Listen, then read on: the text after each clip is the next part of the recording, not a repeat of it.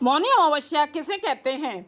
अमावस्या के दिन अगर विधि विधान से पूजा की जाए, नदी में स्नान करके दान आदि किया जाए तो इससे पितरों की आत्मा तृप्त होती है और वे प्रसन्न होते हैं।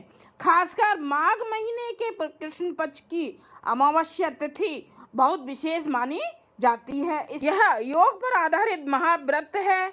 मान्यताओं के अनुसार इस दिन पवित्र संगम में देवताओं का निवास होता है, इसलिए इस दिन गंगा स्नान का विशेष महत्व है।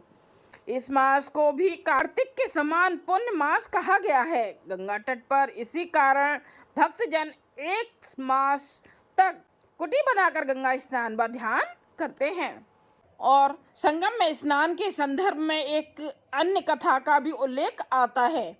वह है सागर मंथन की कथा। कथा के अनुसार जब सागर मंथन से भगवान धन्वंतरि अमृत कलश लेकर प्रकट हुए, उस समय देवता एवं असुरों में अमृत कलश के लिए खींचातानी शुरू हो गई।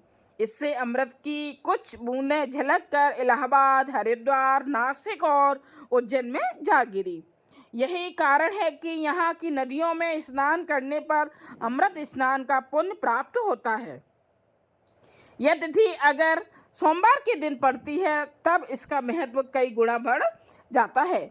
और सोमवार को और शास्त्रों में कहा गया है कि सतयुग में जो पुण्य तप से मिलता है, द्वापर में हरिभक्त से, त्रेता में ज्ञान से, कलयुग में दान से, लेकिन माघ मास में संगम स्नान हर युग में अनंत पुण्यदायी होगा। इस तिथि को पवित्र नदियों में स्नान के पश्चात अपने सामर्थ्य के अनुसार अन्न, वस्त्र, धन, गौ, भूमि तथा स्वर्ण जो भी आपकी इच्छा हो दान देना चाहिए। इस दिन तिल दान भी उत्तम कहा गया है। इस तिथि को मौनी अमावस्या के नाम से भी जाना जाता है, अर्थात मौन अमावस्या। इस व्रत में व्रत करने वाले को पूरे दिन मौन व्रत का पालन करना होता है, इसलिए यह योग पर आधारित व्रत कहलाता है।